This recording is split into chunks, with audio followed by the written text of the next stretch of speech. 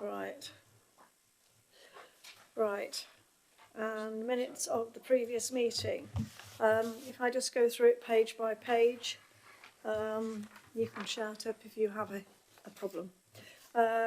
Page 1, 2, 3, 4, and 5.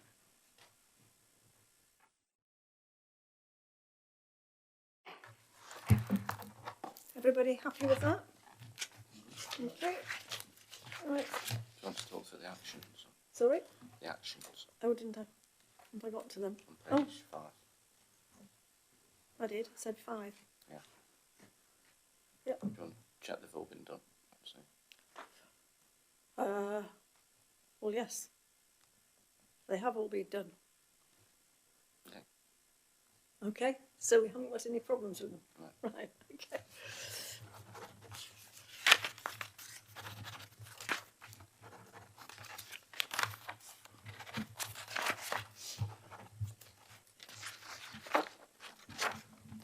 There we go.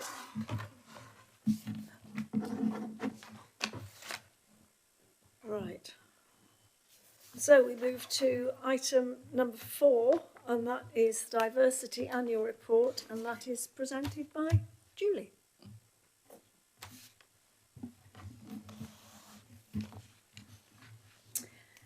Hello. This annual report sets out the Council's performance against objectives set out in the Council's equality scheme for the period 2018-19. The public sector equality duty places a requirement on local authorities to consider their policies and procedures and their effects on the people protected under the Equality Act. To this end, we collect and monitor data to develop this understanding.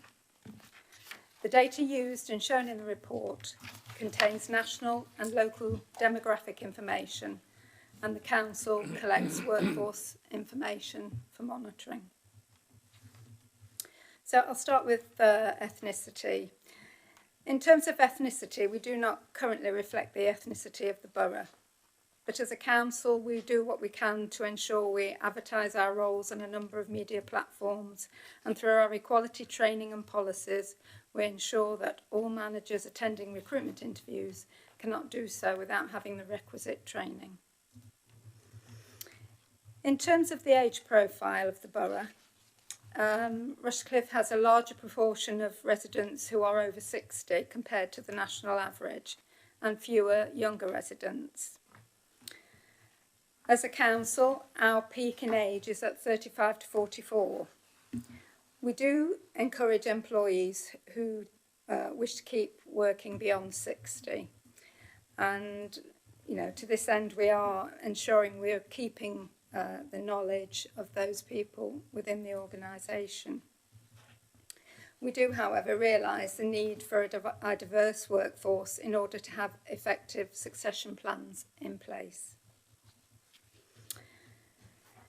In terms of disability, as Rushcliffe has a greater proportion of elderly residents, it could be thought that we might have a higher proportion of residents declaring a disability. The fact that this isn't the case could be down to the wealth and the public health benefits that the borough affords. As a council, in 2018, we have an increased number of employees declaring that they have a disability. This is believed to be due to developing a culture where employees feel more comfortable in sharing this information, and also our ability to better record this information, as well as support individuals to remain in employment who become disabled whilst working with us. In terms of gender, the demographic information shows Rushcliffe Borough Council has slightly more female than males. However, as a council, we have slightly more males than females, and this is due in part to the manual workforce, who are nearly all men. We were pleased, however, to recruit our first female HGV driver in 2018. Our gender pay gap reporting, as a council, we have produced our statutory calculations, and these are reported on the government website. In the appendix documentation B5, I just want to point out the figures in red are where our female employees are actually benefiting over their male counterparts. The information on the bonus payment shows that there are more women than men in receipt of a bonus. This is actually due to some performance-related pay in place at the contact centre, where the majority of the employees are in fact female. At Appendix C, there's information on our consultations and the equality impact assessments. This is to demonstrate that we consult with residents and employees over proposals that will affect them. Our equality impact assessments allow the organisation to consider the impact of its policies on the citizens it represents and its employees, and these are published on the council's website. As a council, we seek to train, inform and develop our employees, and we continue to offer regular training and development to better understand, so that they better understand the needs of the residents they serve. The specific equality training that has gone ahead in 2018-19 is shown at the end of the report. The recommendation is that the Corporate Overview Group members consider and endorse this report. Happy to take any questions. Thank you, Julie. Thank you. Have you members got any questions for Julie? Councillor Walker? Yeah, I was just wondering if there was any data on the membership, like as in the councillors, because there it doesn't appear to be very equal at all. And if there's anything in place that kind of make that a bit more reflective of the kind of the community that we serve, because it doesn't appear to me to do that at all. It's not something that we're required to do under the specific public sector equality duty. So there's no kind of initiative to try and get more women involved to become members or to become councillors. There's nothing kind of the council does for that. No.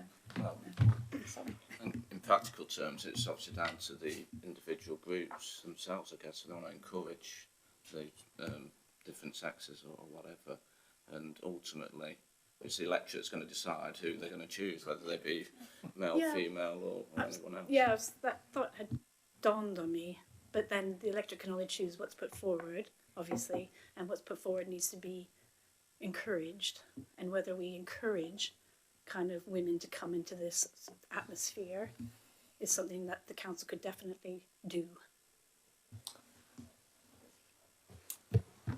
Councillor Wheeler? I was just going to say, the council has, sorry, in terms of the member development group, and when I was on that lab before in the last structure, obviously there was a lot of work done in terms of promoting how to be a councillor, in terms of what went out there, paperwork there. So maybe it's something to go back to that group, potentially look at, see if there's ways, if they think the next time round, in terms of advertising, you know, how to be a councillor, whether they think that needs to be something more specific in there to meet a demand that we may need as a council. Thank you, Chairman. Well, obviously it's up to the different political parties to make best endeavours to achieve whatever diversity they want to achieve, but from a more national basis, the Local Government Association actually runs specific Be a Councillor promotion events, and they have a sort of sections which do relate specifically to diversity and encouraging minority, you know, whether it's female or whether it's ethnic minorities. That's all part of the event. So it does happen nationally from a local government point of view. And obviously the LGA, by its nature, encourages political parties to make sure they do consider or pay attention to diversity. But this report, of course, is not just about councillors, it's about right across the board employees. So I think it demonstrates that we are diverse and open to all ethnicity and gender. Councillor Brennan. Thank you. Can I just ask a couple of questions on the gender pay gap, Appendix B5? On the proportion of males and females in each pay quartile, clearly we've got significantly more in the highest quartile of males. And I'd just be interested to know what we're doing about encouraging promotion of women within the council, notwithstanding the chief executive, but still there are others, senior management presumably. And then it's a question for clarity really. The third, there's a big difference between female and male employees in the third. Is that your manual?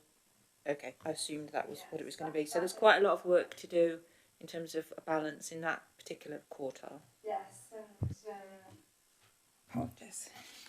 Yes, and it is an area that we do struggle.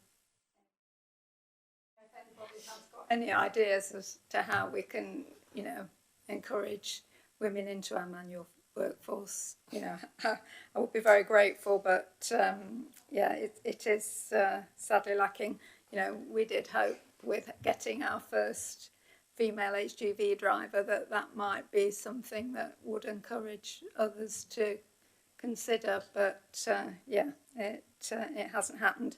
I mean, in terms of the male female, I think when we get to publish next year, that will show a big difference. Now that, you know, we have more women in the senior team. Can I just ask, Streetwise is now a separate company, but do those figures still come into this? No. No, they don't. No. Right, okay. Because I know they were encouraging women into... Right, okay. Yes. And I was saying on the way here, HGV drivers, why on earth can't we get women HGV drivers? I mean, if they've got a horse box, some of them will be the HGV drivers. Yeah. So there's no reason why women shouldn't come into the workforce. So are we happy with the report as it is? Do we feel we've discussed it? Councillor Walker. Could we possibly put in a recommendation about what you were saying about trying to encourage members, diversity in membership as well? Is that something that we can add to it? As I say, I think this is to cover the workforce and its comparison with the demographics of the area. It doesn't specifically cover the political membership. I don't think it's necessary for me to say, but I think that should be covered by the... Yes, I don't think this covered any, didn't relate to councillors at all, did it? No, but I think Councillor Wheeler made a good point about the member development group, so we can certainly take that forward. So, therefore, are we happy with the recommendation? Everybody in agreement? Good. Right, so we then move on to implementation of change. Now, I think this is Charlotte. Is it okay if I go? Oh, yes, with pleasure. Thank you very much. I should have said yes. No, you don't want to be sitting here, do you, through the rest of it? Sorry about that. She's going to watch the election debate. Yes. Oh, well, exactly. Yes, you can't wait. Thank you, Julie. Thank you. Evening all. This is the section that we've put in on this particular agenda every meeting, just to have a moment to reflect back on how we feel the change to scrutiny is going and whether we've participated in any training, been on to any events or read any documents that might change what we're doing or give us cause to discussion. So certainly my reflections on the last couple of weeks mainly focus around the annual scrutiny conference which East Midlands Council's run here, which I think 5 of you were able to attend. So we were able to cover all of the sessions quite thoroughly. Certainly what I took away from that were how the workings of a select committee were slightly different to the way we do scrutiny, but there were perhaps lessons there that we could reflect on, looking at the solidarity of the group, so you breaking down those political barriers, and their use of witnesses and the reporting structures that they had and how transparent they were. I thought the points made by the Centre for Public Scrutiny about prioritisation and focus are definitely worth reminding ourselves of as we come on to a work programme item later on, is that we can't do it all. If we want to do a good job, we need to make sure our resources are well used. And also the need for key lines of inquiry, i.e. what is it that you want to scrutinise, so that officers can provide you with the right information so that both officers and councillors feel that there has been a beneficial process and you've got something positive out of it. I don't know if any of those people who were at that event wanted to make any comments, or whether anything that we learnt on that day would change the way we develop scrutiny moving forward. Does anyone? Oh, Councillor Brennan. Yes, well, I thought it was a really useful session. Obviously, I've come new to scrutiny, so I can't compare it to how it used to work before. But we've certainly got a sense of dynamism that can be put into the process that perhaps hadn't been reflected in the discussions we'd had to date here. And a lot of it was around sharing of information at the earliest possible opportunity, so that you didn't come to a meeting, get presented with a whole load of information there and then that you can't possibly interrogate or come to any lucid decision about. But for the officers to have the confidence to provide members with that timely information before the meetings and have open discussions before. And I think we took that certainly with the growth scrutiny board, the meeting we had with the officers subsequent to that, I think, and I hope Neil would agree with me, was eventually much more positive than we'd anticipated, and it gave the officers an opportunity to come prepared with answers to the questions that we were going to ask, so we could move straight on. So we didn't try and come to those conclusions in the meeting and then have to wait to the next meeting for those observations or conclusions to be put into action. So I think that sort of sharing of early information and having that mutual trust between officers and councillors, that we're not there to catch each other out, but that sharing of information early on gives everybody an opportunity to be prepared to make the most of the meetings. And I found that useful, and I think it played out in the meetings that we had anyway, in terms of Neil and mine's group. If I could just say, yes, I feel there's a lot more sharing of information. We are, rather than it being an us and them, it does seem to be much more of a team event. Councillor Clark. Yeah, I absolutely endorse what Councillor Brennan's just said. I thought the East Midlands event was very good, very useful, interesting, because you listen and hear other people's experiences. But I think what it probably boils down to is some councils, it appears to me, put a lot more resources into it, and other councils hardly put any resources into it. So I think at the end of the day, you obviously got to cut the cloth to suit the resources that you've got, and that's where it's a balancing act. We have to decide, what are our resources, how much time, officer time, how much member time or money needs to be spent in order to achieve what we want to achieve. So, I mean, a few of the examples where they had these select committees and they got quite elaborate, which I don't criticise them for that, but I suspect that they were putting a hell of a lot more resources in order to achieve that. So you've got to get that right balance, an equation. Obviously, I'm conscious that scrutiny takes up resources, but it is a vital function, so you've just got to be realistic and make sure that the resources are proportionate and are correctly balanced. And if I can say, from talking to or networking at that event, it did seem to me that we were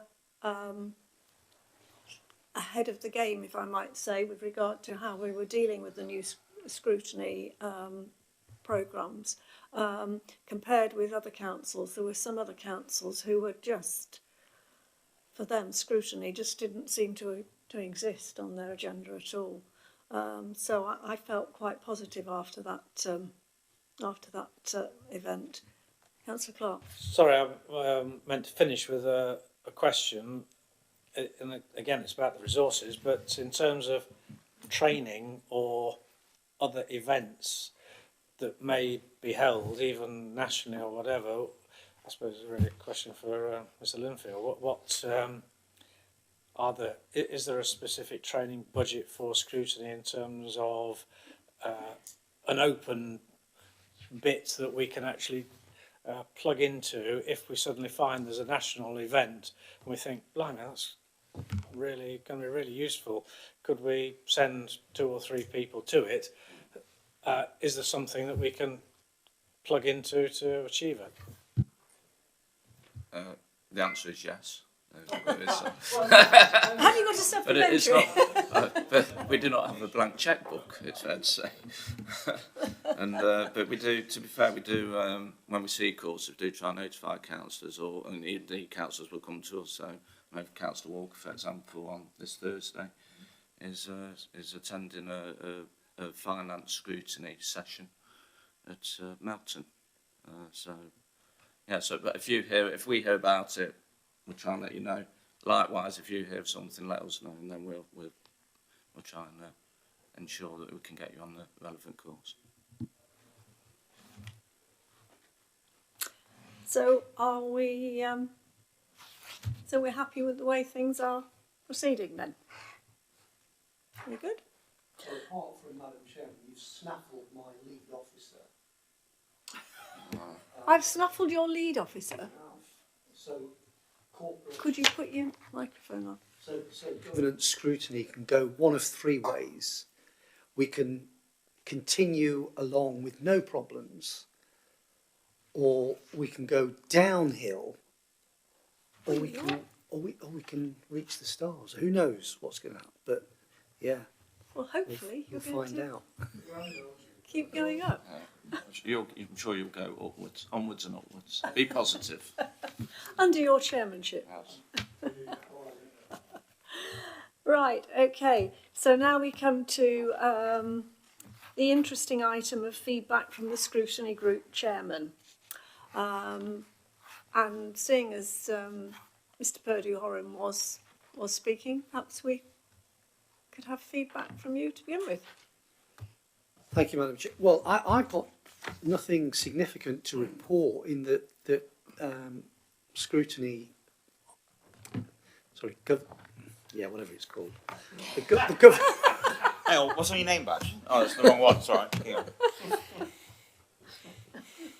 Governance scrutiny is very much very similar to what we were doing at corporate governance. So in that sense, very little, if anything, has changed. So we've had 2 meetings since the change. So from my perspective, there's nothing much to report. But perhaps Councillor Walker would give her perspective as a new member of governance scrutiny. Councillor Walker?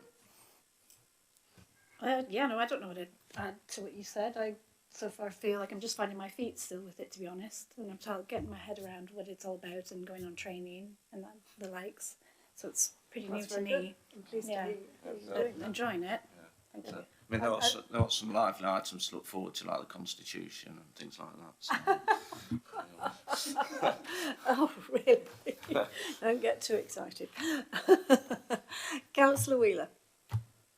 Thank you, Chairman. So we've had 1 meeting so far. I think what the feedback I really took from that was the decision we had to have a presentation on one of the more, let's say, substantial items, which are on the Young Project and Positive Future. So obviously there's a lot of money being spent, and with our group, there was the vast majority of new councillors, and actually only 2 councillors out of the entire group had ever been on scrutiny in terms of with that particular item. So I thought it was really important we had that presentation.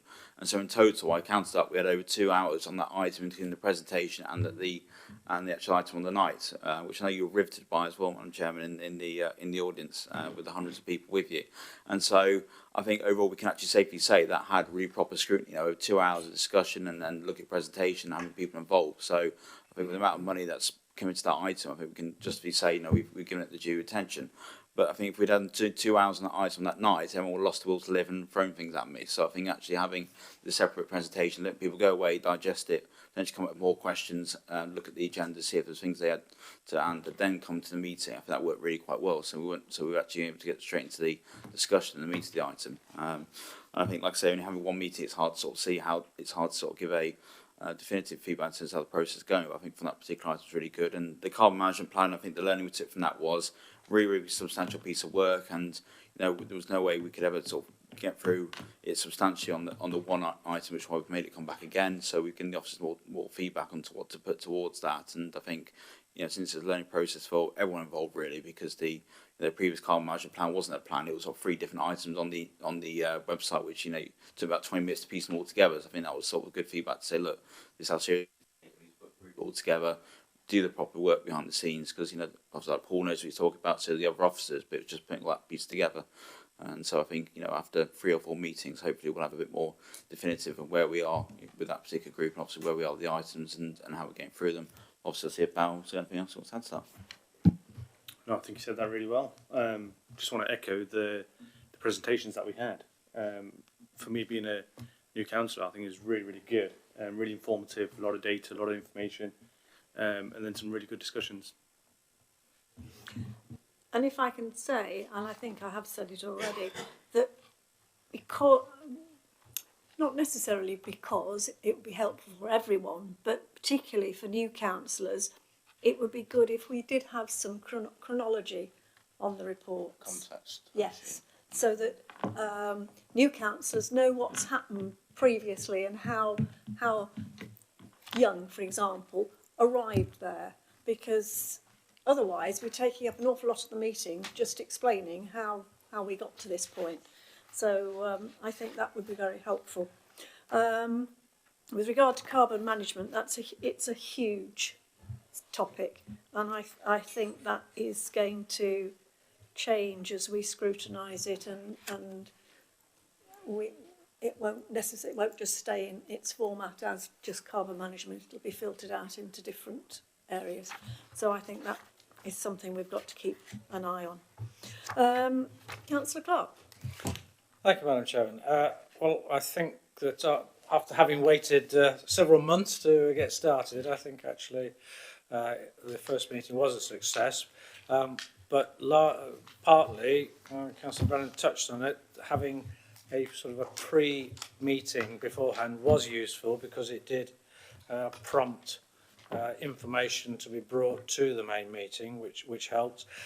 And I think it was successful because it was a very comprehensive and interesting discussion, fulfilling 2 things. It wasn't criticising, it was being a critical friend and policy development, or contributing to policy development by adding a few extra items of value to the Abbey Road depot, and we put forward 3 recommendations to the Cabinet, 2 of which have certainly been taken up. I think the other one's probably gone into the long grass somewhat.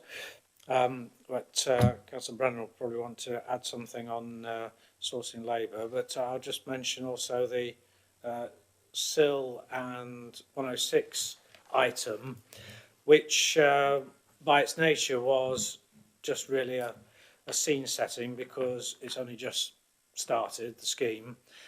But I think there is still a role for our scrutiny group to perform in that, scrutinising SIL and 106, especially as a result of the presentation that we had last night, which has raised questions. And I think that we need to scrutinise that earlier rather than later, in order that, if I can use the phrase, the rules of the game are established, that the members actually agree with before the money starts rolling in. There's no point to trying to look at the rules or change the rules after the money's already coming in. We need to be sure that we've got good guidance and steerage as to how the schemes are actually going to be implemented. So I think we need to do that moderately early and not wait for 2 or 3 years, because it'll be too late. But I'm sure you'd like to add something. The only thing I'll add is that with reference to there was a set of criteria. This is just an example. I won't take up too much time, but just there was a set of criteria that we were asking developers to take account of in their work on that site, and one of them was, for example, to take a certain percentage of local workers onto the site. And we asked in the pre-meeting how you might ensure that that took place and what potential sanctions would be available if that came not to pass and they didn't use local labour. And having asked the question, the officers took that away. So when we came to ask the question in the meeting, they had thought of some creative ways that they might be able to address the issue of compliance with those, which they hadn't thought of before. So we were happy with that and we could move on. So it's just a case of, if there are some really big issues, it really is helpful, or we at least found it helpful to raise those in advance, to give officers a chance to think of a way of resolving whatever it was and come back with constructive and creative ideas for how that might be done. And I think that was very helpful, and it felt as if we'd made a substantial and important change to the work. So it was positive, I think. Yes, I have to say, I think that is demonstrating that scrutiny is working at its best. And I think that enhances the value of the new structure we have. Having been to the meeting last night and listening to the presentations on SIL and 106, we very definitely need to be still involved in scrutinising that. It's in very early stages, and as Councillor Clark said, we need to actually put some rules in place. It seemed figures were almost snatched out of the air, and well, this is where we'll start, but we need to understand why we've got these figures and where they've come from. So I think we still need to be very much involved in that, so that needs to come back again. Councillor Clark. Just to give the officers some sort of idea of things that were raised or that we talked about, a glaring example was on the SIL, the different issues that could be used and the types of support that could be given, for instance, both by the borough and by town and parish councils. And it was clear that it was prescriptive by officers, and it could well be that members have a different view as to how contributions could be distributed.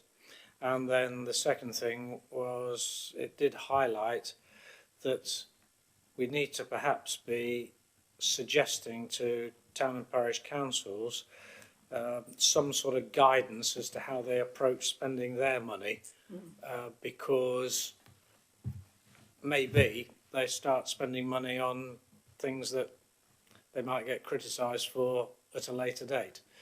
And perhaps, it's just an idea, even maybe some sort of town and parish council seminar outside the forum in order to specifically discuss guidance as to how they approach spending the SIL contributions.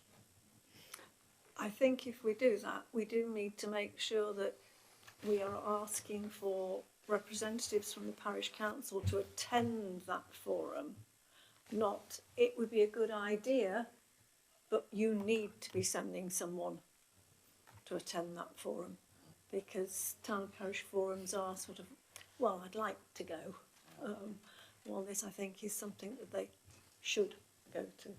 Well, this is about spending big money, isn't it? Well, exactly. For the parish councils, parish it's council, big money. It is big money, yeah. Councillor Wheeler. Thank you. Just to echo Councillor Scott's point around the SIL and the town and parish council. So when I spoke to my parish council, after they'd been through the town and parish meeting, they still weren't quite clear what it involved, really, to be honest. And I think that's because people who went perhaps are the ones who perhaps weren't the best to feedback the information in the nicest possible respect. I think also it's important that clerks are fully aware of the process and how they should be minuting it and making sure it's there for the accountability. I mean, whether it's done through NAUC or something else, I'm not sure. But like you say, I think the point made around the public feedback, especially a lot of town and parish councils won't be used to a lot of feedback or criticism from the public just by the nature of the work. I do know, again, with my one with Gamston and Home Pierpoint Council, where about 10 years ago they got criticised for having the St George's flag up, for example. They had people from everywhere, and the fact was they sort of fell apart, didn't know how to deal with that kind of pressure and scrutiny from the public. So I think that was a key learning for perhaps some other town parish councils to be fully aware. Like I said, there's a lot of money potentially being spent. I mean, again, with the Gamston Tollerton development, there could be a lot of money spent to both Gamston and Tollerton parish councils, so perhaps something they're not ever been used to doing. So I think it's really, really important that not just that we have the correct training, but they have it as well and understand what involves. Because again, you could have the problem where, you know, if they're giving that money back to the borough council, might because they're giving the money back because they don't understand how to spend it, and that's not really from my understanding, that's not really the way it should be. It should be that they give it back because, you know, they don't think there's a way to spend it, not that they don't understand it. So I really would make that point clear. Yes, I think that's something we need to consider and take forward. So when you went to the training, did you make these points last night, or these points you thought about after the session? No, we didn't specifically make the points. We thought about them afterwards, really. So, because it was more about absorbing the information that we were being given. Okay. Yes, it's only since that we've discussed it, and yes, so if you could take that forward. So I think that's very good. I think it's very. Just to add as well, at Cabinet, the leader thought it was working. Seems to think everything was working well. Was pleased with, obviously, with the Abbey Road report, the recommendations coming from scrutiny recognised and reflected in that particular report. Well, that's good to hear, because I think the process seems to be working well, but it's very, very difficult to say yet. We've only had one meeting. This is our second, and we were going to trial it for a year, which is an interesting point that I'll raise at this moment. Where does our year begin and end? Because I notice on our work programme we're put through to September. Well, that's correct, because we didn't get off the ground until about September. But is that actually our year, or? I would say that on the basis that we've got a 12 to 18 month period to run scrutiny before we decide that we're happy with the way things are, it's working really well, or we need to make some changes, or actually we want to go to the original end model that we came up with last year, you need to think about when that will be implemented. So it needs to be implemented at the beginning of a municipal year. Now, I would say that if you wanted to implement it next May, we need to be reviewing it now, and that's far too early. But actually, if we hang fire for another 12 months from this point and start reviewing at this point next year, we could implement it in May 2021 if we wanted to make any changes. Yes, that makes sense. Is everybody on board with that? Yeah. So I suppose in practical terms, what I would expect is a report at this group, so that'd have to be late in the calendar year next year. Then something would go to Cabinet, probably February time, with a view to it then going to early March Council, that sort of timing. To get something agreed before we appoint committees in May. Yes. Yeah.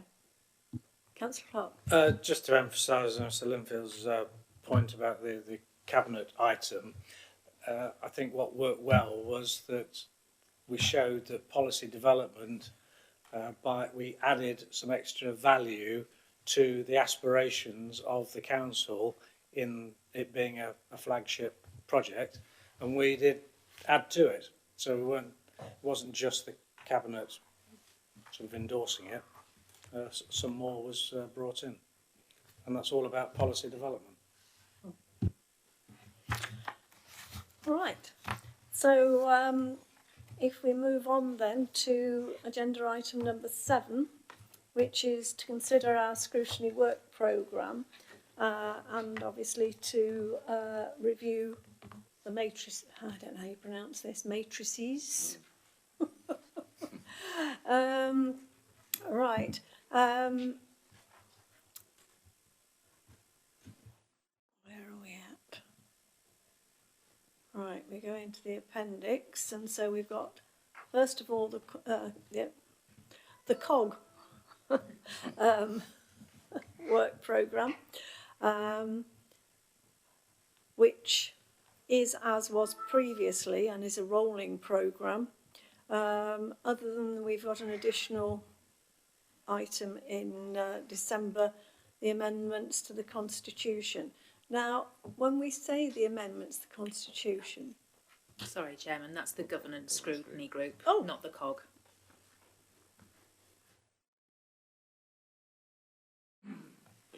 oh, so it is. Beg your pardon.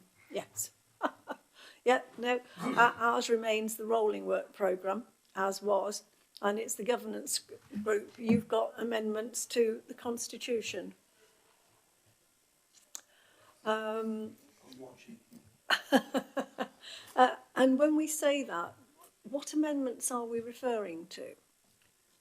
It's an annual report from the monitoring officer highlighting the changes that she's made under delegated powers since the Constitution was agreed at full council at the beginning of the year, Right. before it goes back to full council at its 12-month period. So we're talking about what were relatively minor amendments, right? Okay, that's fine. Growth and development, the work programme is as was previously. Councillor Clark. Lost it now, just a minute. I can't find it myself now. If we go to page, Page 31. Right, good, thank you. Trying to get used to the screen rather than... But it's as was previously. Well, Councillor Brennan. sorry, Chairman, we just agreed the addition that we asked for an invitation to be extended to the successful developers of the Abbey Road site to come and do a presentation to the committee, which we anticipated would be the March And that meeting. is going ahead. Yes, I've got a note of that. So that will be, when will that actually take place? We've got a meeting of growth and development for 17th of March. And that's when that will come forward. Yes, it will be. It will then add to the customer service and digital transformation item, which is already on the work programme. Right. okay, so just to add as well, I think the Fairham, there's going to be a presentation to do with Fairham as well, that's due to be planned. So that was going to go to that meeting, so there'll be too much on that agenda. I was going to say it's going to be a bit much. So the plan will be to put Fairham on June 2020. Only if we decide, actually, when we get to the scrutiny matrices, that we want to scrutinise Fairham. Will it be too late in the I was process? a bit worried about that. Well, no, for me, Fairham's. Could it go to the January? No. No. No. There's quite a lot to discuss in sort of business support, etc. And yeah, okay. Oh, I mean, outside the meeting, we can. I'll speak to Dave Mitchell, or Dave Mitchell will speak with you now. So just to clarify the position. well, let's provisionally put the Fairham in for the June. Okay. You might find that's a complete item in itself. That's what I think. You might not need another item on that agenda. Community scrutiny group, we have 2 items added in, one in January and one in March, and that's the carbon management plan development and review, and resources and waste. Sorry, Chairman, That's- they're not added in. They've been moved, so they were in for. I think they were in for both in January. They were swapped because we're not expecting to have the waste and resources information back in the autumn. We haven't had it yet, so therefore it won't be ready to discuss. Right. Councillor Wheeler. Yes, well, just a couple of amendments. So on the 3rd of October, we had a third item, which was review of the PSPO order, which went through. So just need adding to that. Obviously, as part of the Unity the matrix, it was agreed through the complicated matrix that Charlotte does, the review of community facilities in West Bridgend also, they'll be borough-wide, has also been recommended. Now, and obviously it's great because we want to review it across the borough as well. We're not going to do a completely in-depth review of West Bridgend and the whole borough on the January item, because I know the West Bridgend one will obviously be very topical with Luttrell Hall and it will take time. And I think actually we're in danger of just sort of bolting on the rest of the borough and actually not giving the correct scrutiny and the correct respect to the facilities in the rest of the borough. So I think potentially recommend that potentially in the March meeting we look at the community facilities across the rest of the borough after on the West Bridgeshire one in January. I mean, we know it's quite time sensitive to do the review in January with the current timescales of Luttrell Hall.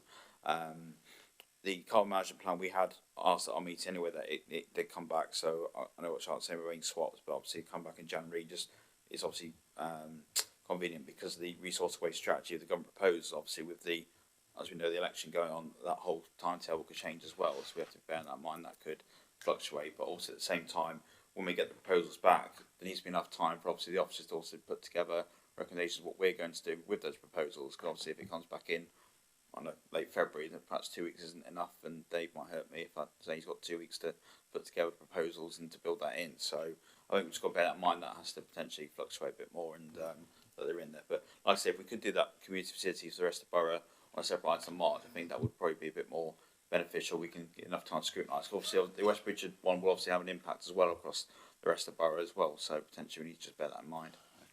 I think the plan, and it's in the matrix, is that at the moment we're in the process of mapping out all the different community facilities. So for that meeting in January, there will be to give some scope. Okay. I think the issue is determining what the scope of that wider review is going to be. Yeah, that's great. I mean, if that's on there as a scope, seeing what it is, then we can potentially take that further in March once we discuss it. Obviously, like I say, it will be a lot for especially new members who perhaps aren't aware. And even obviously, I don't know where every community facility is in the borough. I'll be open on that completely. I'm sure we'd be surprised if anyone else did. So I think like I say, if we are seeing that overview, great. But then we need to take that away March or maybe even later. It needs more time to properly map it, put together a report. I don't want to rush the item. It defeats the purpose. But if we just bear that in mind, right? Thank you. And can I just say, we're obviously looking at the resources and waste strategy, the government's proposals, but should that not be feeding into Rushcliffe Borough Council's proposals?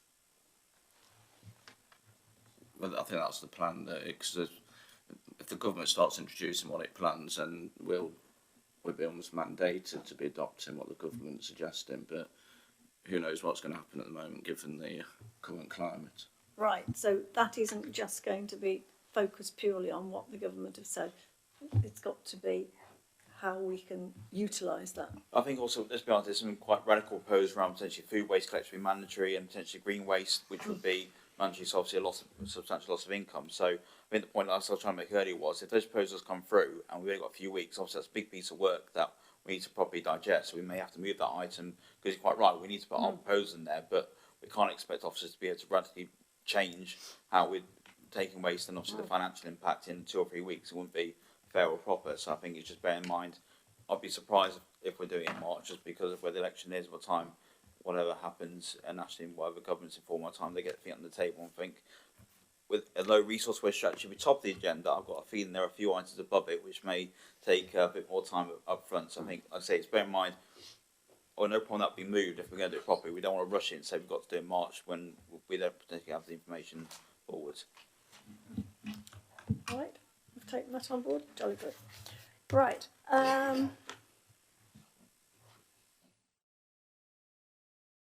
Right. So that leaves us moving on to Appendix 3, where we have these reasons for rejecting or otherwise the matrices. The 106 and SIL, which was proposed, the answer to that has been no, and yet we've now been discussing the need for further scrutiny on that. Does that still remain no? Councillor Clark. No, it doesn't still remain no. I can tell you that. I mean, a matrix is for the officers. I'm more interested in what is for the members. And as a result of the discussion earlier, as far as I'm concerned, the SIL and 106 it needs scrutinising, especially as a result of the presentation last night. So I think we need to do that in within the next 12 months for sure.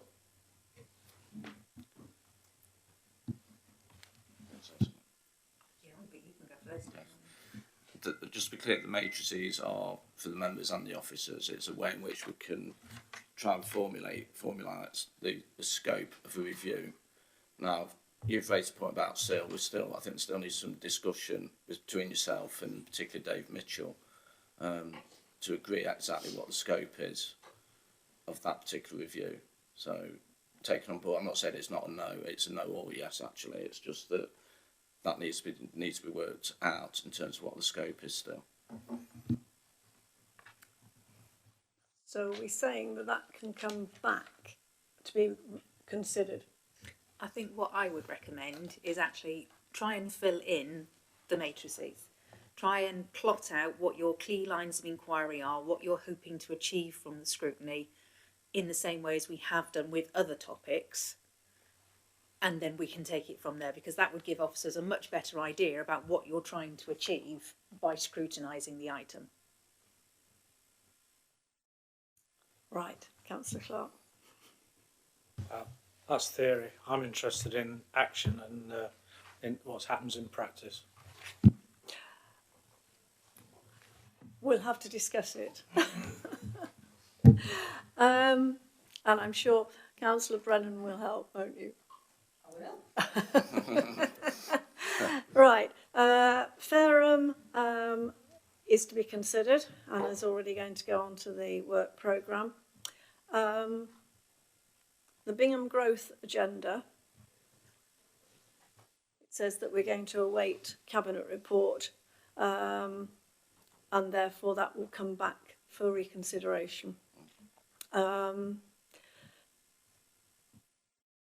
Borough-wide community facilities, as Councillor Wheeler has just talked about, are to be considered as part of West Bridgeford.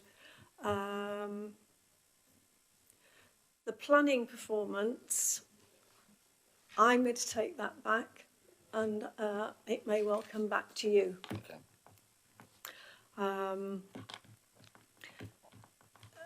Councillor Purdue-Horan put forward the community events programme, which as it stands at the moment, the answer is a no. Do you wish to comment on that? Or? I shall scrutinise the matrix and see how it fits into that. You stop that. Yes. So you may well be bringing that back, okay? Pensions investment, Councillor Wheeler. Walker, sorry.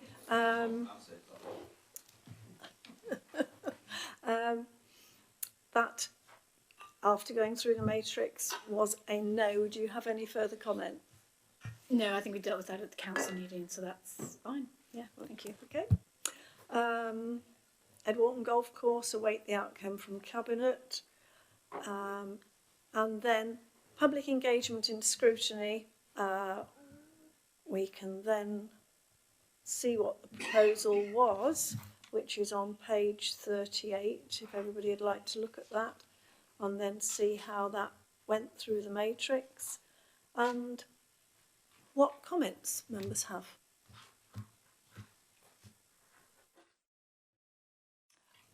I personally feel that we already said and had agreed that we would invite informed witnesses to our meetings, and that was already part of our of the process.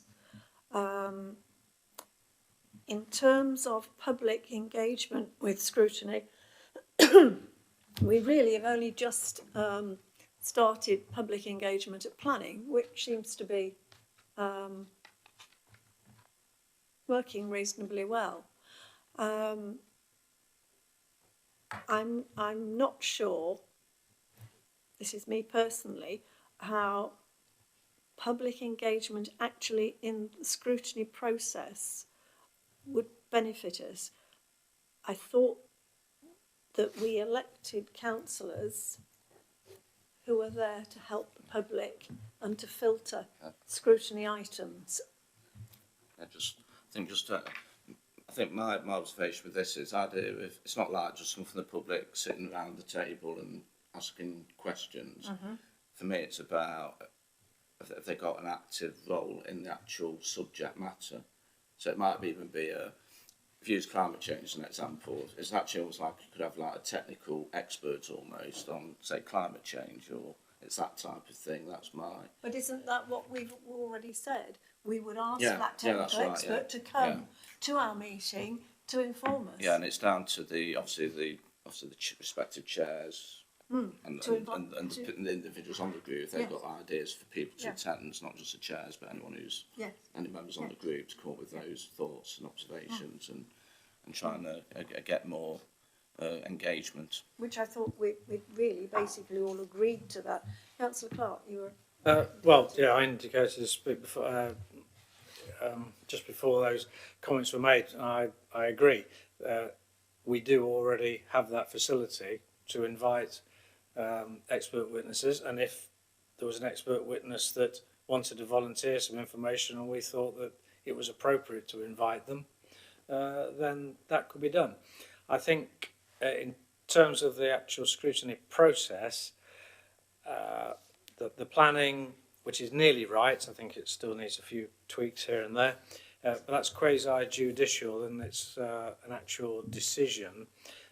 Scrutiny, we're still in the infancy of the scrutiny. I accept, there's the phrase here, as we're embarking on a new format for scrutiny, it's an excellent opportunity, etc., etc. Okay, I accept that, but I think we need to ensure that we've matured it ourselves first before we sort of alter the format of it too much.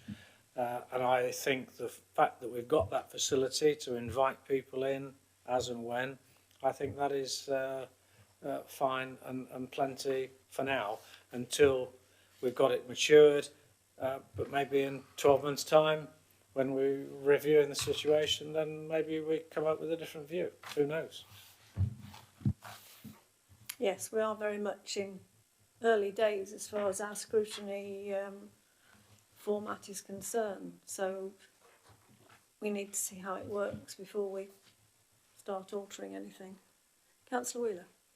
So mine's on another item, which is the Walton Golf Course. I'm just trying to understand the logic of going to Cabinet and potentially we scrutinise it, because obviously in other items we're scrutinising, giving recommendations to the Cabinet, like Positive Futures and Young, but the other way around is now the Cabinet's doing a report from wherever, then potentially that's going to then come back maybe to scrutiny before it goes to full council. Just trying to understand the difference between that to other items that we're going through. The reason it's like that is obviously you need to wait to see what's actually in the Cabinet report, and then you can take a decision depending what that a recommended path may or may not be on Ed Walton Golf Course. Okay, so will that be in the Cabinet recommendation? Would it be to go to scrutiny, or would it be straight to go to Cabinet? That's what I just want to try and understand, because obviously if we suddenly say, oh, what's going on for scrutiny, when it's not part of the recommendations, it could... I'm trying to say, if that recommendation is to do something what's going to go straight through to council, will it be part of... It could be one, well, I don't want to preempt because the report's not written yet, so... it could be one of two, there's one of two avenues. There's potential that if within the report itself it might say a recommendation that it goes to a scrutiny. It could be scrutiny, it could be a member development group. Could, you know, there may be a recommendation within the report. Alternative, if there's not a recommendation, then obviously you're within your rights to look at it and decide that there's something there for you to scrutinise. Okay. Right, going back to where we were on this particular item, the public engagement in scrutiny. Councillor Brennan. My understanding of it, and maybe others can explain, is that what we're saying here is it's not so much about public speaking, it's about creating a mechanism by which the public can help to shape the subject areas that are going to be scrutinised. Is that my understanding? Which I don't think in principle anyone would object to. I suppose my warning is we are to some extent struggling to find things that fit in this mysterious matrix effectively enough that they can be deemed to be appropriate, sufficiently robust and rigorous. And I'm just wondering if we're going to continue to use this methodology, how user-friendly that would be in a public forum of some kind. So whether or not the part of the scrutiny of this process would be to examine the feasibility of whether or not a public mechanism can be developed that would enable them to engage with this in a way that they can actually engage and it isn't too complex, or we don't end up with wasting a lot of officer time because people say, I want to scrutinise why my bin wasn't emptied on Wednesday, or I want to scrutinise something strategic that we, the council, have no locus in. So I just think it's perhaps it's aspirationally good, just wondering whether we'll be able to determine a process which would be user-friendly sufficiently at this stage in the process to be able to engage them in a useful dialogue, if that makes sense. Councillor Walker.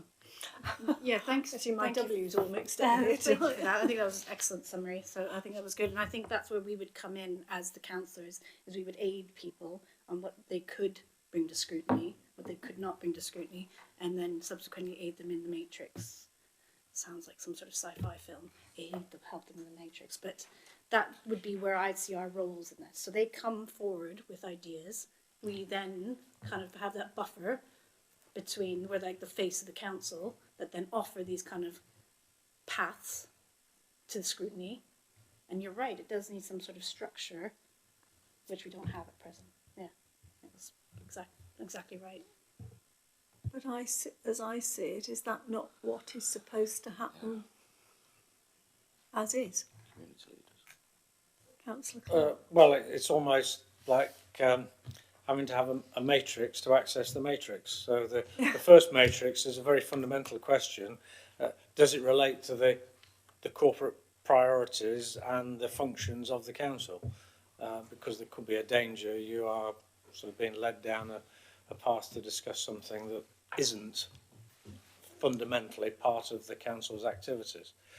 So that will be the first question, or the only question really, for that future access, which is perfectly possible, but I just think it's just a little bit early days as yet. But in what way would you see that question being asked? Surely, if somebody, a member of the public, had something they wanted to scrutinise, they would speak to their local councillor, and their local councillor would ask those questions and point out that maybe, no, this isn't an appropriate item to scrutiny, or if yes, those are positive responses, I will take that forward for you. That's how I thought it was supposed to work. Councillor Brennan. Yeah, I think that's what I was trying to allude to. Is this exercise going to be to see whether it is feasible to create some kind of process through which you could engage the public? Because we might conclude that the processes already in place are sufficient and we need to do more as local council members to encourage people to understand and engage with the process. Because there's a danger that there's a significant amount of work placed on individual councillors if we are to seek to elicit questions from the public and then ourselves to feed back to them, yes, that's possible, no, it's not possible, and these are the reasons why. So it would have to be, if this is a way of, well, this is something we aspire to, is it feasible, how's best do it, how is it best for us to do it, then I would be supportive. But if this is saying that we're going to use the current system, which is still not tried and tested fully, and ask people to engage with it, I would feel that we're either going to create a huge responsibility on local councils to take on additional work that may be counterproductive and not received well if we're constantly saying, well, no, I'm sorry, that's not eligible, no, I'm sorry, that's not eligible, and or we'll be inundated with a whole load of uncritical or uncriticised applications for scrutiny that are not relevant. So it's just, is this going to find a way of achieving this, or is this going to look at how we might put a system in place that would enable it, if that makes sense? I'm not sure where this is coming in the process, and I'm just concerned that we might create a lot more work that doesn't result in any active... Any benefit? Yeah, any benefit. Just to, I suppose, give my observations. Obviously, your role is as community leaders, so you will, and the community will be contacting you, whether it be through, you might have surgeries or whatever, or directly via email, whatever means. If they've got issues, that'll be the means that they would contact you. We won't then be expecting the public start completing, being a Keanu Reeves and doing the Matrix, if that's the right actor. So we won't expect that. And as we've found already, it's a challenge getting the councillors to Yes. complete the matrix. So, Yeah. um, So it seems to me that what we're saying is that we actually have a system in place that maybe the public aren't so fully aware of. Should we, in fact, put out a briefing note to councillors to suggest that they engage more with the public regarding scrutiny? I think to do Well, that I'm not might, sure might that- be coming across a bit condescending if we Yeah. if we do that. So Yes, it's exactly. not. It's not. I think I say it's really down. If there are issues, you will hear about them. I mean, to be fair, most of the issues you probably do it about planning related or something like that. Yeah, But, absolutely. So I personally feel that we're already doing it, and we've already said that we'll invite professionals to come and talk to us at scrutiny, so that's already in place. Councillor Wheeler. I think potentially look at some way of making it clear on the website or through other communication means that members of the public, if they have an issue that they potentially think, why is the council discussing, to contact the local councillor, because a lot of people might think, they come with us with issues, rightly so, but actually if it's something, this doesn't have to be a negative process, or a positive process, and a lot of people think, only come and comment about negative things or to fix this or planning process, and actually make it clear, you can be involved by making council do some work, and making them do work for you by taking it through the matrix. So I think, well, perhaps use different words than matrix. Like I say, I was getting confused with various films, but I think, like I say, perhaps some way of working away on the website, some kind of communication method or social media posts, people are fully aware that they, like you could say, it's obvious people should contact councillors. But you might think, we can only contact councillors about certain issues or not that, but if it's something about a Walton Golf Course or the waste strategy. Do we have to go to the leader of the council? Do we have to write to the chief executive? No, actually, you can still go for your local councillor. I do know from the previous chief executive, so it's a couple of times we had a couple of my residents write to him about strategic objectives to the council because they didn't realise they could come to the councillors who they knew. They're coming through me, but it was just that communication process to, like I say, if we have struggled with some of our colleagues on the council to say that communication process, I'm sure some members of the public, we need to make that clear to as well. So is that I think a way forward? we'll try and help where we can, as we always do through the comms team. So, we'll look at what we are doing, see if we can improve what we are doing. Obviously, it's also incumbent on yourselves in terms of whatever mechanisms you've got as well. You can never have enough, communication at the end of the day. So. Councillor Walker. Thank you. I think we kind of lost sight of what I was trying to achieve with this, which was not to just deal with issues. It was, in fact, it was the opposite of that. It was trying to be proactive and preemptive of the issues by engaging people in the process, not just some sort of kind of like, my bin's not been cleaned, I'm going to bring it to scrutiny. It was kind of like, right, how can we bring in people so they can inform the work programme so that then we can be proactive in dealing with what's coming down the line. So you're kind of engaging people in a different way as opposed to them just emailing you with complaints. And it was try and limit the complaining that happens. Well, how are you proposing that you would bring those people in? Well, for example, one of the suggestions I would make would be some sort of kind of assembly of people, not just which would include experts. So if an issue is coming down the road, like your Ferrum kind of thing, we then engage people within that community, including experts and people who live there, and ask them to come to some sort of assembly where we discuss issues about it. And then we sit and we listen, and that feeds into a scrutiny process. That happens or will happen with Ferrum. There Well, will be. I picked a kind of a random example, as it were, but I think we're actually in danger of trying to come up with a solution. And what Councillor Walker is proposing, perhaps through the matrix, is that this might be a topic worth considering. Not that we have to go ahead and do it, or we're trying to find a way of doing it, or whatever, but there are lots of councils out there who are doing this kind of thing, or are further along the line with us. Well, let's find out what they're doing, because actually that might be something that we want to do in the future. Not that we need to do it now, but it's a process and part of the development. Let's learn from what other people are doing and see if we can make ourselves more transparent, if we can open up those lines of communication, because at the moment, whilst we have the option of bringing in expert witnesses or taking as community leaders, you can bring a topic forward that a member of the public has suggested. Actually, we haven't got any evidence of actually having done that yet, because we're still in the infancy of our evolution. So is it a case that actually what we want to do is go away and do a bit more research and then maybe consider this at a point in the future as something that we might want to consider doing when we have some information, rather than trying to solve it all tonight? Councillor Brannan. Thank you. That is what I was struggling to say, which didn't come out very clearly, which is what point in that linear process does this intervention take place? If we're saying we're at the start of an exploring what mechanisms might be available to achieve that end, I would be happy to support it. We got a bit lost in there, and I was thinking, well, this is going to result in a process straight away that we then need to implement. So that's kind of where we are. Let's see what others are doing, what's best practice, what might work for us, and I'm much more comfortable with it. Thank you. Councillor Clark. And possibly the first port of call might be East Midlands councils, to ask them if they've got any knowledge of councils who have already using that process, or either thinking of it, or more importantly, are already using the process, and what are their experiences. So I think we're probably now all starting to agree with each other. Let's assemble some more information and research before we commit ourselves one way or another. Yeah. And maybe we can discuss that at the next meeting.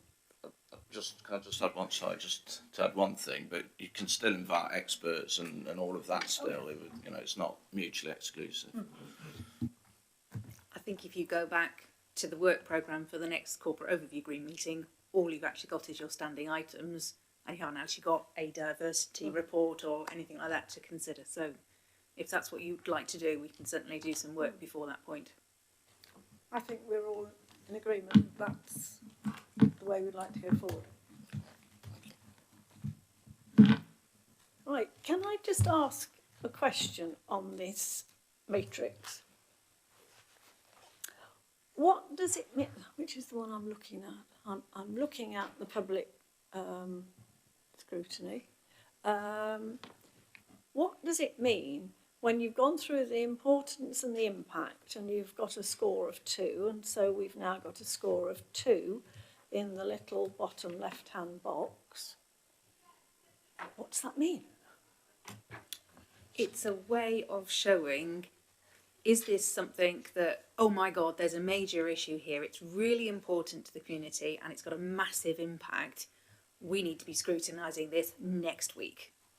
Or, actually, whilst it might be a topic of interest, it's got no impact on the community whatsoever, and it's of very little importance to anybody but the one person who suggested it, in which case we don't have the resources to do that in our work programme. It doesn't matter how much that one person thinks is important. So it's a way of showing, should we be putting it on the work programme or not? Now this one that we've got here, it falls in the middle, and I think the discussion that we've had this evening shows that actually we could have gone either way. Mm-hmm. Right. But some of the ones that we had at the last meeting, the ones that we've included on the work programme for the next couple of months, were scoring much higher in that top quadrant where they were 3s and 4s in terms of impact and importance. Which is where Fareham is. That's coming up with a 3. Yeah. Right. I see. Right. So I just want to go back to, so for example, I know this Councillor Clark feels it's theory, but we do, it is a way of just us trying to direct where we're actually going on a particular area, given that we've got finite resources. Yes, appreciate that. Right, so I think we've all considered that and discussed that fairly well. So if Sorry, we just now... before we move on, I've got 2 more points. Oh, sorry. One is just to inform you that since these papers were published, I've had 2 scrutiny matrices from other councillors, not on this group. Mm-hmm. One came through Councillor Councillor Wheeler, which was from Councillor Rex Walker, just to confuse things totally. It was about, he feels that we would like to scrutinise fly tipping in the borough. Mm-hmm. Now, the form itself wasn't particularly well filled in, so I've made some suggestions and sent that back to Councillor Walker, encouraging him to come forward with some you know, what are we hoping to achieve, who's it going to affect, so that we can actually have a look at that next time round. Though I would like to tell this group that whilst fly tipping has been an issue over the last few years, and that's a national issue where it is getting to be more and more of a problem, you will recognise that earlier in this year we had several high profile seizures of vehicles and squishing, which we did lots of communications on. And actually at the moment our fly tipping figures for this year are below what they were this time last year. So that has made a positive difference. So even without scrutiny, things are improving here, not nationally, but they are improving here.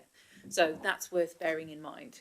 Just like, thanks for Charlotte, I've gone back to Rex as well. I think one of the points, just got to talk to him off, behind the scenes about it, is that there's like, for example, there's one council nearby who claimed they reduced flights by 20%. I know it's, popping big skips everywhere and everything else, which I'm not saying we do, but obviously they found a way to do it. So should we be scrutinising, is there a different way we can do it? Use this concept. I think that's more the jump point. It's not saying that we're not doing well on it, because again, it's a high profile case and the team are doing well, but it's looking like your point earlier, which was what other councils are doing. And I think that was the broader point, which is that council's got it down by 20%, even though I think skips are very well. Okay, let's look at it. What's involved? Does it actually work, or was it something else? But that was the big PR thing behind it that showed it worked, or what other councils doing. So I think that was the broader point in terms of that. So I've gone back to hopefully he'll come back with information, and then we can go from there. Super. The second one that I received was from Councillor Way in Eastleek, which was about what happens to the management of a new development once the developer has sold all the houses and moved on. And having spoken to Mr Mitchell about that, he's very much in favour of, yes, that's something we want to have a look at. So he thinks that that's quite important. But again, we've gone back for a bit more information, and my proposal would be to bring both of those to our next meeting for consideration like we've done this evening. Right. And I think the only other point that I wanted to make was, is that enough for the moment? Or, like last time, I do really need to ask, are there other things that you feel you want to bring forward at this stage that we can also work with? And I'd encourage you to fill in those matrices, at least send them back to me, and I'll help you by providing some feedback, as I've done with Councillor Walker and the public engagement one, to be able to come back to you with a decent, easy to discuss and make a decision on document. Well, I think we've got two that we'll be bringing back anyway, looking at and bringing back. I think those two that you've just mentioned sound very relevant. Has anybody else got anything else they want to bring forward at the moment? So though I'm at the moment, I think what would be a good idea to show to our colleagues, is, especially through members' matters or constitutional, whatever it's called, is that show some success, saying Councillor X has put forward this idea, this was discussed at scrutiny, so people actually think, oh, it does work. They don't think just, oh, you're not going to list us anyway, you're going to do whatever you think is there. So perhaps some people, perhaps some political groups aren't represented on this committee here as well, know that works, and we might get some of our colleagues put forward some more ideas, thinking, actually, oh, look, someone did get that through, actually we have got this idea, and perhaps giving examples of what is discussed, like fly tipping, like the management of estates, everything else. We go, actually, I know something based on X, Y, Z, because not just about us in this room, obviously we've got the chance to perhaps add things a bit more ad hoc in the meetings we have here, but I think the whole process, let our colleagues to have that, got that same input, and put ideas that we can nick and say are our own and take the credit for.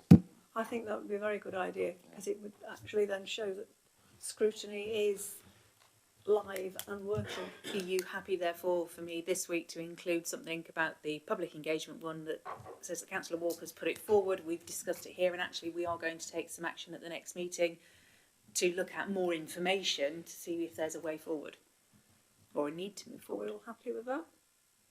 I was going to say thank you to the other two councillors who put their ideas. That's currently going through Yeah. the process. Usually won't make sheets you got to, then again that just shows that we are going through that as well. So Yeah.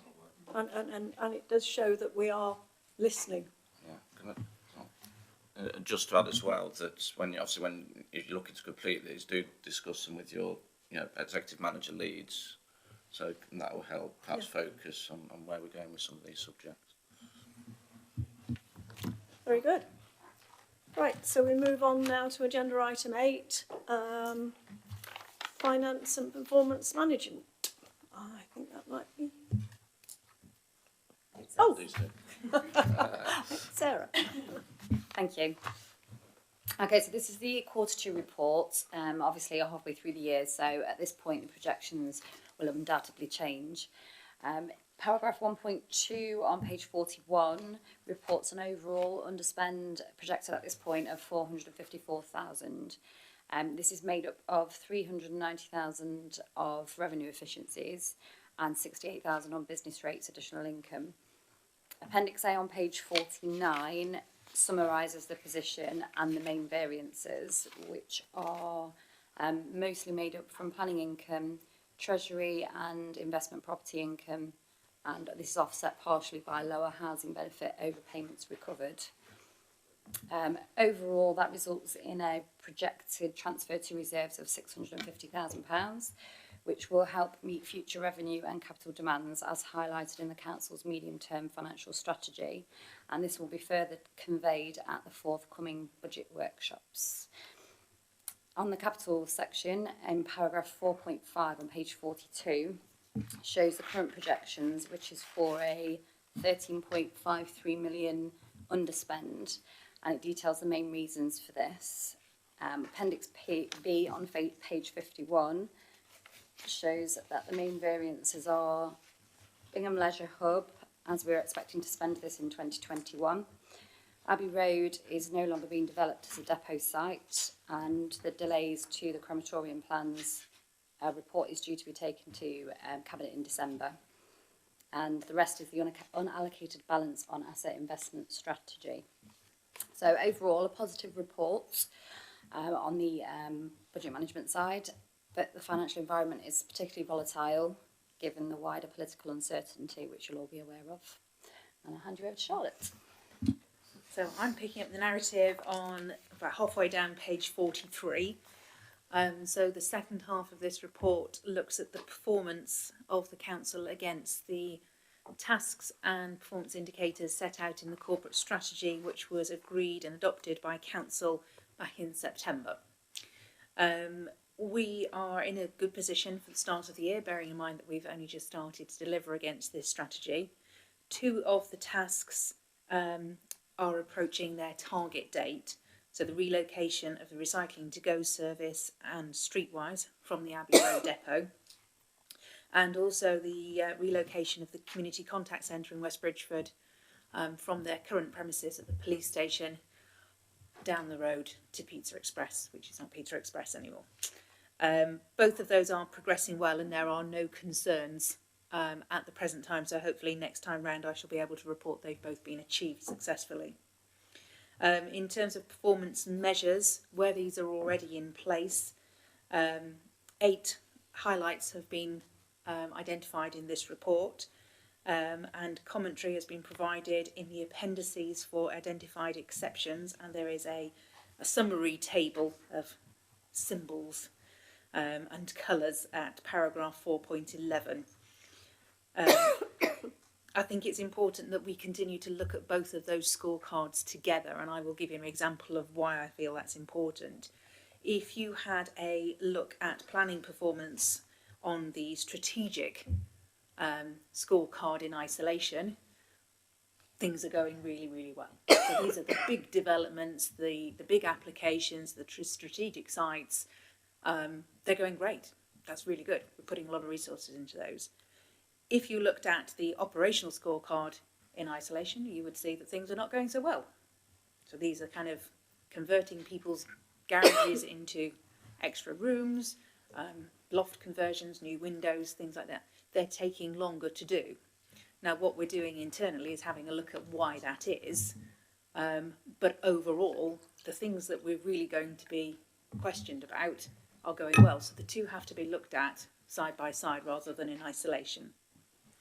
I think that is all I would like to say at this time, though, like Sarah, I'm happy to answer any questions that you would like to raise about the information contained in those appendices. Councillor Clark. A couple of things. Just interested to know the 600 and whatever it was, 20 or 50, was put in 650 into reserves.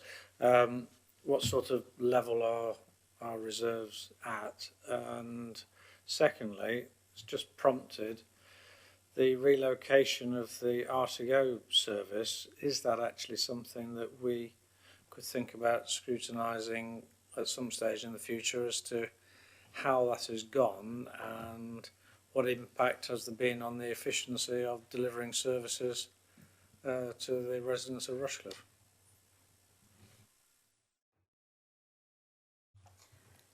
The level of reserves currently, I would have to get back to you on what they set up, but we do hold reserves for many different things, projects in the future, or our general running reserves, so working capital and that sort of thing.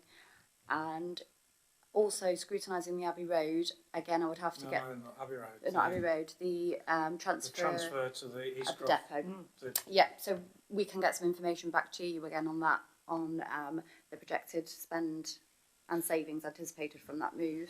I don't have those to hand right now. Right, yeah, actually I was thinking more from a wider point of view of how has it impacted on the delivery of the service to the residents of Rushcliffe. So it's not just financial. Is it working better? Is it now more efficient or less efficient, or is it working better? Is it a better service, or have they struggled to deliver parts of it? I mean, obviously, the move's still right in its early infancy. I think we probably need to give it a few more months to. 12 months' time. Yeah, but it's a good point you make, actually, just to confirm. So we can come back to that, whether we put that as a future item. At the very basic level, you've got two ends of the spectrum. Oh, it's been a roaring success and everything's going swimmingly and we've saved a fortune. Yeah. Or, at the other end, God, it's been a complete disaster and it's costing the council a fortune. Yeah. What I propose is when we do probably our out-term report for this year, because that would have given us a bit more time for things to settle, perhaps we'll look to include some information within that report specifically on that item. On the reserve side, Sarah sort of plugged the budget workshop, so hopefully you've all got the dates, 16th and 17th in that particular, for those particular sessions. So the 16th thing's in the day and the 17th in the evening. Yeah, they're the same, yeah, it's just so that you're not required to go to both. It's not. If you want to. Yeah. And obviously we'll have a lot more financial information, including things like levels of reserves. Reserves have been, SIPFA have been trying to measure, you've probably read about it, the SIPFA Resilience Index. I don't know if you've come across that, but SIPFA have been trying to measure where reserves have been going across councils. They're trying to do like an early warning thing in light of Northamptonshire. The difficulty with that is it's all backward looking and not necessarily, it's like looking backward, but where we're actually going. And that's the issue we've got. So we still have substantial levels of reserves, but a lot of those are committed because we've got such a big capital programme. And a lot of our capital receipts have already been used, so we haven't got much in the way of our capital receipts. So, you know, our reserves are substantially £9 or £10 million in terms of our earmarked reserves. And they're due to be, a lot of those are so earmarked and committed in terms of funding our capital projects. Councillor Bansal. Just a quick question. So on that 17th, will you go into more detail about all of these expenditures, the capital, etc.? What I do, I talk about strategically the overall, the big picture. It's more about where we are going, you know, as a council strategically at a high level. So we'll talk about things like what levels of council tax increase, what are the issues, the funding issues the council faces, the changes in funding. Let's look at the bigger picture. We don't go into a granular assessment of where we're at with, because we've been there all night, to be frank, and really your purpose is, if like councillors, is understanding what that big picture is. That's all right. You're looking... Well, yeah, I've got some follow-up questions, but I'll take that offline with you. Oh. Well, it is just, you know, I wanted to understand some more of the breakdown here. So, for example, communities, you've got your skateboard park slippage, 190k. For example, if I wanted more detail on that, where would I go? Would you come to me directly and I can Okay. give you information. Thank you. Councillor Wheeler? Just a couple of points. The first one around the cricket club loan. So what's the reason they've not wanted the other 750 grand? Although it's obviously nice they don't want it, but I suppose at the same time we're going to miss out a bit of interest from that. What was the reason behind that? No one wanted a loan. Well, in essence, the planned works that they were going to do, they aren't doing, or if they aren't doing it, they're looking at other sources of funding because they can get low interest loans from elsewhere. Okay, thanks. The other one was around, obviously, with the recent flooding. Obviously, has that been put into the potential budget? I can imagine with the recent work, especially around toilets and everything else, that would cost the council quite a bit of money. So has that come out of like a resilience fund that you got already, or are you going to be allocated extra money towards that? Because also going to be a clean up works as well, I imagine, especially around East Leek. I know there's been quite a lot of work around there. We'll be reporting on that in future reports. If there is an extra expenditure, there's a lot of government funding available, which we'll be utilising where we can. But we're looking at things like, for those people that have had their rooms flooded, things like council tax relief. There's not that many businesses that seem to have been affected. We are quite lucky in that regard. So it's mainly some little clusters of properties that have been affected, and any additional costs, for example, where we've had to rehouse people temporarily, things like that. Then where we can, we look for some. We try and get government funding. Thank you. Right. Sorry. Councillor Walker. Thank you. You nicked one of my questions, actually. Sorry. Yeah, that's right. I wanted to ask what exactly in paragraph 1.2, the overall service revenue efficiencies, what is that?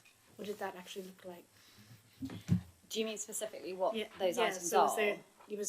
Is that jobs? Is that what is? It's a mixture of things. So it's basically the overall revenue budget. They're made up of lots of different items. So some of it's staffing, some of it's in premises costs, transport costs, and they're allocated over lots of different smaller, like you say, granular levels. And we monitor against those and come back with the underspend. So it can be made of lots of things. We just report on those that are above 10,000 and highlight to you the highest of those. Thank you. And then, so that kind of feeds back into what you were saying about what happens with that savings. Is any of that savings ring fenced for anything, or is that just put into a, like how does that allocated then? And if you read the report, I'm going to be giving you a bit of the presentation that I'm going to do in a week or so, but I'll condense it.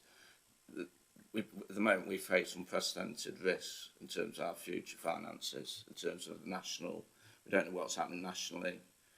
Well, we don't even know what the government's going to be at the moment, so that's the first thing. But thereafter, even if it was the same government, the whole funding formula is being looked at. So there's particularly in areas like our business rates, which are now a more significant part of our funding. That's all being looked at. There's something called Fairer Funding Review. That's all being looked at. So what we do, if you read any of the press around SITFA in particular, there's a lot of criticism of councils basically eating up their reserves, so not really finding solutions where they need to really look at either generating extra income or reducing costs. What we're trying to do, where we can, is if we can build up reserves, that's to deal with some future risk in the future. So we've got a balanced approach. So when we do get that, if you like, some of the bad news, which could happen, we've got sufficient reserves in place. so it's not with the day-to-day runnings of the council. It doesn't use for the day-to-day runnings of the council. It's just, or it could do. It could if it was needed. No, There was a shortfall. For example, if the flood, if you take Bassett Lawn Works off, now the chances are they would need some significant expenditure. Now they're likely to get some government funding, but they're probably going to have to find some costs themselves. So it's making sure that we're resilient and robust in terms of how we manage our finances. And then do you report that back to members eventually? Do you say, well, we took this money, we used it for here, and that gets reported back to us at some level? Yeah, well, through the NTFS, when we set the budget. But it's backward looking, like you said. I get it. Well, the budget itself is forward looking. We do project forward on our reserves. Thank you. Thanks. Okay. So, do we feel that we've discussed sufficiently the report? and that we are therefore happy for this report to go to Cabinet for consideration. Everyone in agreement with that? Yep. Very good. Well, that, I think, probably brings us to the end of the meeting. So everybody can go and watch the television. That's Touch RTV +1. Exactly. Right, thank you all very much, and I think that was an interesting meeting. Thank you.